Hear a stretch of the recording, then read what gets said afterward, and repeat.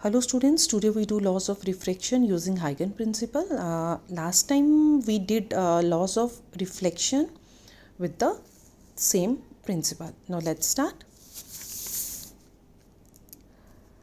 You can see I draw this line xy. This xy is my plane refracting surface. Xy is my plane refracting surface on which lies coming from the source incidence on the surface, and this refracting surface separates the two medium. One is medium 1 and another is medium 2.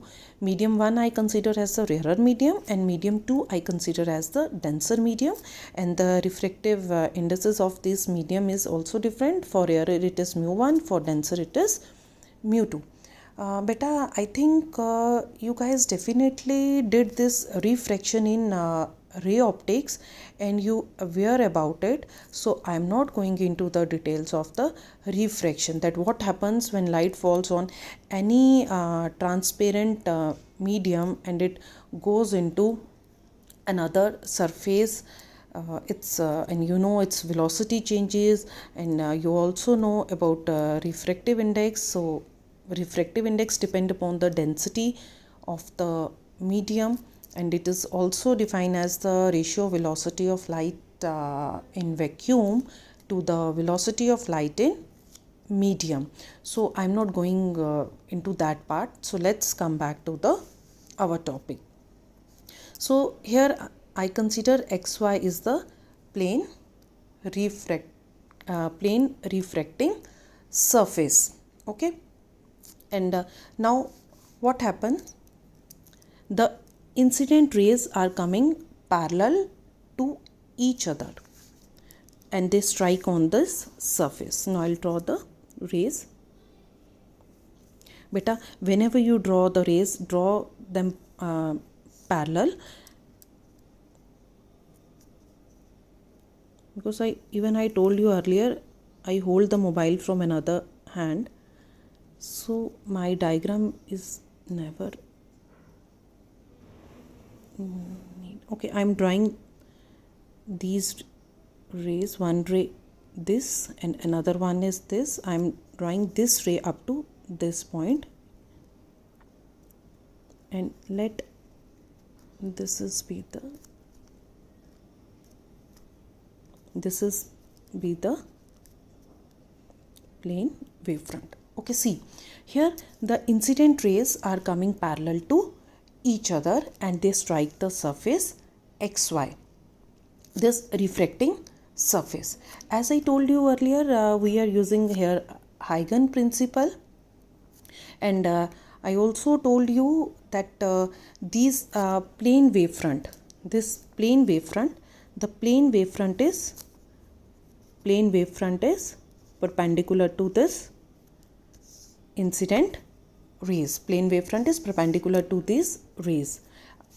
But I showed you even last time when we did refraction that when rays are coming parallel to each other, this the plane wavefront is perpendicular to these rays, and each point on, according to Huygen principle, each point on this plane wavefront is a source of disturbance. It will spread out disturbance like this in all direction, and if we draw the forward envelope or tangent over this, we get the position of new wave. We get the position of new wave front. Okay, beta. So here I draw this wave front AB. This is the suppose this is the plane wavefront which strikes the plane surface xy at point A. Okay, AB is my plane wavefront, which is, or I can say incident wavefront, which strikes the plane wavefront, strikes the surface xy at point A. So this wavefront strikes the surface at point A, and now according to Huygen principle, each point each point on this surface. If I take point on this surface of plane wavefront, if I take the point on this wavefront, these points will act as a source of new disturbances, and these disturbances are known as secondary wavelet. So what happened? All the points, if I take all the points on this wavefront, these point will act as a source of new disturbances. So beta, what is happening from point B? From point B, the disturbances will go like this. The disturbances, I am not drawing here. Even I showed you last time. If this is the plane wavefront, it is A and this is point B, the disturbances will goes like this, and it will strike the surface of this plane at some point, and let that point be C. At the time when the disturbances travel from point B to C, at the same time disturbances will also travel from point A.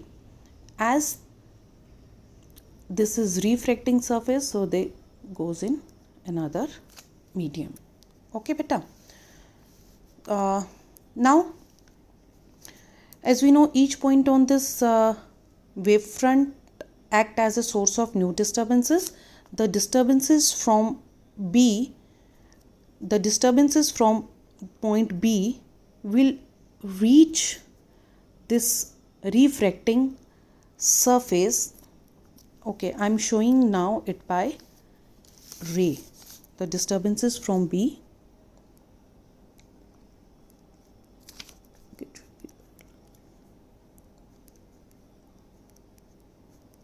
but at least you draw diagram neatly.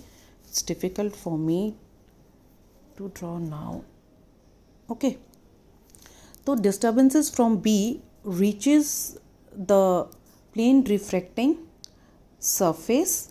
These are the new disturbances, and they reaches this plane refracting surface. And suppose they strike this refracting surface at point C. Suppose this is the point C. Beta, here the disturbances which are traveling from point B to point C, they travel faster. They travel faster in comparison to the disturbances which will originate from point A and travel in this medium too. Okay beta, because the disturbances which are originating from point B are in rarer medium. These are in rarer medium, and you know, in rarer medium velocity of light is greater, so these disturbances will travel faster in this medium. Okay beta, suppose is it clear to you?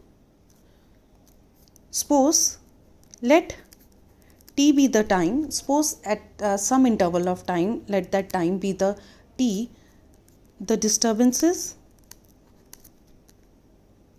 these disturbances are the secondary wavelet. Suppose in time t the disturbances cover some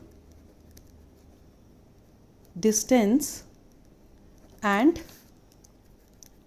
they reach from point B to point C. Okay beta, they reach from point B to point C. Therefore, the distance they cover, distance is equal to speed into time. The velocity is different, and we are considering the speed of light in rarer medium. Speed of light in rarer medium is c1, and in denser medium is c2. This is speed of light. Speed of light. Okay beta. So distance is equal to speed into time. So speed of light in this rarer medium is c1. So the disturbances will cover a distance, that is c1 t. Now at the same time, when the time is t, when the time is t, at that time disturbances are also originating from point A and they will also cover some distance in medium 2. At same time t, disturbances originate from point A. Disturbances originate from point A and they travel some distance in medium 2. But beta, this time they originate from point A. You can see they are originating from point A and they are also traveling some distance. Beta, but this time the distance is less. The distance which they cover is less than the distance which the disturbances cover when they originate from point B and they reaches point C, because all of you know the velocity of light in denser medium is less. Okay beta, because the velocity is less, the speed is less, so they will cover small distance in comparison to these disturbances, because they are traveling with greater speed in comparison to this one. Okay beta. Now see, at some time t, the disturbances originate from point A, reaches in medium 2. Now let us suppose the wavelets or the disturbances which are originating from point A, suppose they reach here. Okay, as they are originating from point A, suppose they reach somewhere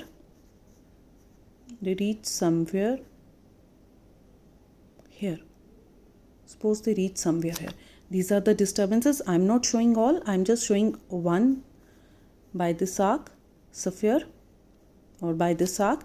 Suppose they, at the same time when the time is t, the disturbances from point A, they reaches somewhere here. Let D be the point. Suppose let D be the point. Let D be this point. Let D be the point. Let D be the point where they reach. Now I draw a common tangent from C to point D. Okay, before drawing the common tangent, I am just showing this by drawing the ray here. But it's very difficult to draw. Okay, now I draw a common tangent from point C to point D. Now let's draw.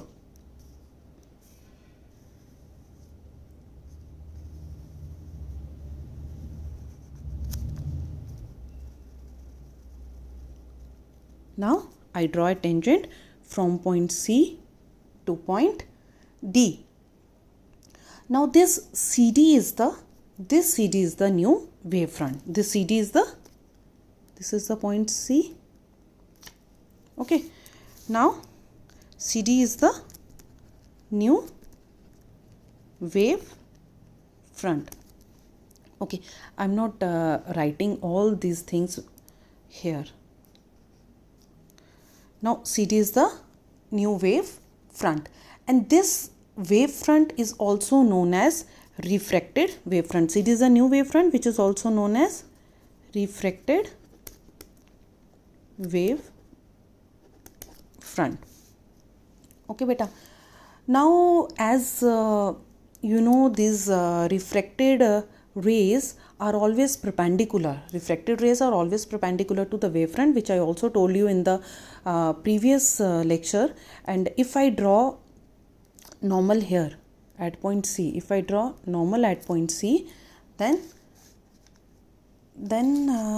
let me draw the refracted wavefront, because the refracted rays are always perpendicular to the wavefront. This is my refracted wavefront.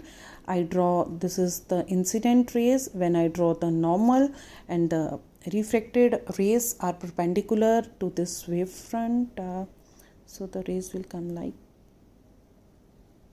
this. Okay, I will also show here. It goes like this. So these are the refracted rays. These are the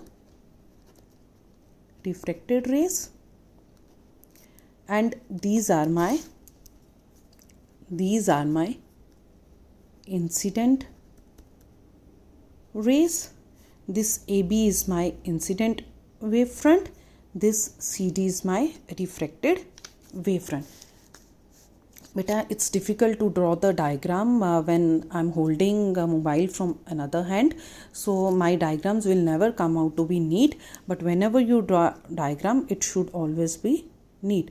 I'm also drawing perpendicular here. Okay, beta. Now let's mark the angle of incidence and angle of refraction in the diagram. Though this is the incident ray, and this is refracted ray which goes into the another medium. When I draw a normal here, this is my angle of incidence. Okay, as I also told you in previous lecture how to mark the angles or how to find out the angles, and you know this is my, no, I'm not writing here again. If you want to know, you can go through the previous chapter. I will not write again, but I will definitely show you. This whole angle is 90 degree. This whole angle is 90 degree. So this small angle is 90 minus I. This is angle of incidence. This is my normal NN dash. This is angle of incidence. So this whole angle is 90 degree. Then this small angle must be 90 minus I. This is normal. So this angle is also of 90 degree. This angle is also of 90 degree. This is 90 minus I. Then this angle is angle of incidence I. Now beta, we did it even in the previous lecture. And this is, as this is I draw normal here. Let this normal is n double dash and then triple dash. Okay, this is normal, this is refracted ray. So the angle between the normal and refracted ray is angle of refraction. This is angle of refraction. And also now this is 90 degree, and this small angle is 90 minus R. This is 90 degree. And so this small angle is 90 minus R. This small angle is 90 minus R. And this is 90, and this angle must be angle of refraction R. If you guys have any doubt about the labeling of the angles, you can personally ask me. But I think it's clear to you because I explained how to mark these angles in the previous lecture in detail. See beta, now our labeling is done, our explanation is done. Now what we do, we take the two triangles. So this is my angle of incidence, this is angle of my refraction. So we can also say angle of incidence. Now we can also say beta, angle of incidence is the angle between the incident wavefront and the surface, and angle of refraction is also the angle between the refracted ray and the surface. Okay, now in triangle, now we are going to prove the laws of refraction, which you know, ratio of the sine of the angle of incidence to the sine of angle of refraction is constant, which we take as that constant is the refractive index. Okay, now in triangle ABC, beta see, now in triangle ABC, this is my triangle ABC. What will be the angle sin I? You know, sin I is equal to perpendicular upon hypotenuse. So from this figure, this was my 90.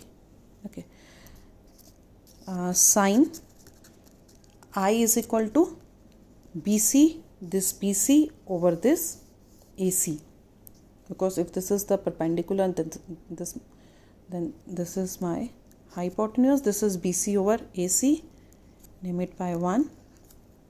And in triangle ACD, this is the triangle ACD, then sin R is equal to perpendicular upon this hypotenuse. Sin R is equal to this perpendicular AD upon hypotenuse is AC. Name it by equation 2. Now we divide equation 1 by equation 2. Okay, let's do another.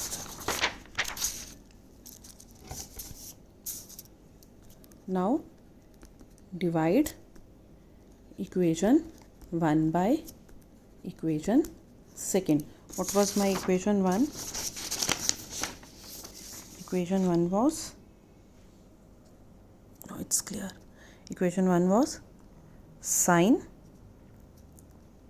I is equal to BC over AC over sin R. Sin R was AD over AC into, so when I write it turns, I write like this. Is it clear? This was AD over AC. Now this AC and AC get cancel. Now this, okay, is it clear? Yes, now it's clear. This AC and AC get cancel. What we get? We will get BC over AD. And you know what BC was? BC was the distance traveled by disturbances from B to point C, which was C1T. So our BC was C1T and AD was the distance traveled by disturbances from point A to D, and which was our C2T. Okay, this TT get cancel. We'll get C1 over C2. C1 is the, we get C1 over C2. C1 is the velocity of light in rarer medium, and C2 is the velocity of light in the denser medium, which is a constant, because there must be velocity is constant, so we get the here constant. So we get sin I over sin R is equal constant, or that constant is refractive index. Sin I over sin R is equal. So this proves our first law of refraction. And for second law, we need not to prove, we only explain it by the figure, that from the figure we can see that the incident rays and these refracted rays and normal to the this is what normal at the point of incidence, a normal at the point of incidence, a normal at the point of incidence, all are lie in the same plane. All are lie in the same plane. We explain it only by the figure. Hence, we prove the laws of refraction. Thank you, beta.